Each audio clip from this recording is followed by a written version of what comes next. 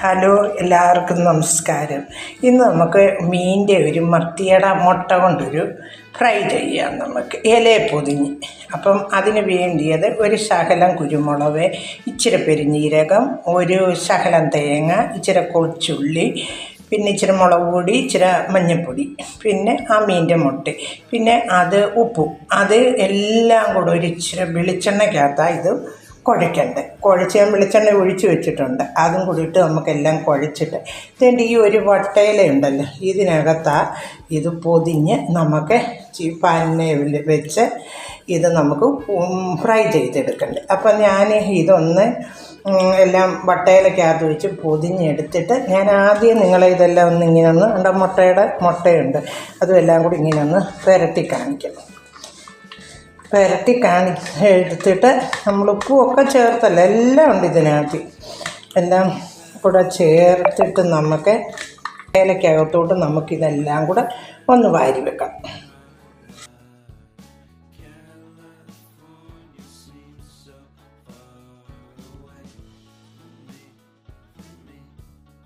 അപ്പം ഞാനതെല്ലാം പൊതിഞ്ഞു. എൻ്റെ ഈ വള്ളി ഇല്ലാത്തതുകൊണ്ട് ഞാനൊരു ശകലം നൂലെടുത്താണ് കിട്ടിയത്. എന്നിട്ട് ഞാനൊരു പാൻ അടുപ്പിൽ ചൂടാക്കി വെച്ചിട്ടുണ്ടായിരുന്നു. ഞാൻ അതിലോട്ട് ഒഴിച്ചിട്ട് ഇനി ഒരു അരമണിക്കൂറോളം വേണം. അത് കഴിഞ്ഞ് ഞാൻ നിങ്ങളെ കാണിക്കാത്ത എങ്ങനെയുണ്ട്. നമുക്ക് അതൊന്ന് തുറന്ന് നോക്കാം എങ്ങനെയുണ്ട്. അരമണിക്കൂർ കഴിഞ്ഞു.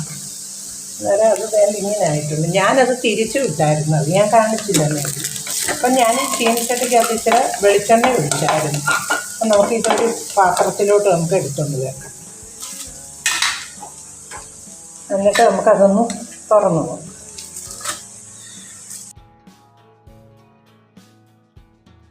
സ്വാദിഷ്ടമായ മുട്ട കൊണ്ടുള്ള ഒരു മുട്ട, തേങ്ങായും എല്ലാം ഉള്ളിയൊക്കെ കൂടെ ചേർത്ത് നമ്മൾ അടുപ്പിൽ വെച്ച് ഫ്രൈ ചെയ്ത് ഇങ്ങനെ വട്ടയിലക്കകത്തോട്ട്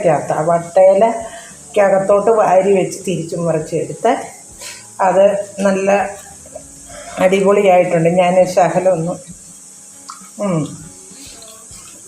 അടിപൊളി ടേസ്റ്റ് ഉണ്ട്. ചൂടാണ്. അപ്പം നിങ്ങളിതെല്ലാവരും ഒന്നുണ്ടാക്കി നോക്കിയേ, നല്ല അടിപൊളി. ഇനിയിപ്പം മീനൊക്കെ ഇഷ്ടം പോലെ മുട്ട ഉള്ള സമയമില്ലേ, അപ്പോൾ അത് വെച്ച് നിങ്ങളൊന്നെഴുതി. ഇപ്പം വട്ടയിലക്കകത്ത് തന്നെ വേണ്ട, വാഴയിലക്കകത്താണ് ഇതും. അപ്പോൾ എല്ലാവരും ഇത് ഉണ്ടാക്കി നോക്കി എനിക്ക് സബ്സ്ക്രൈബും ചെയ്ത് കമൻറ്റും ഇട്ട് എല്ലാം ചെയ്യുക. Okay, by.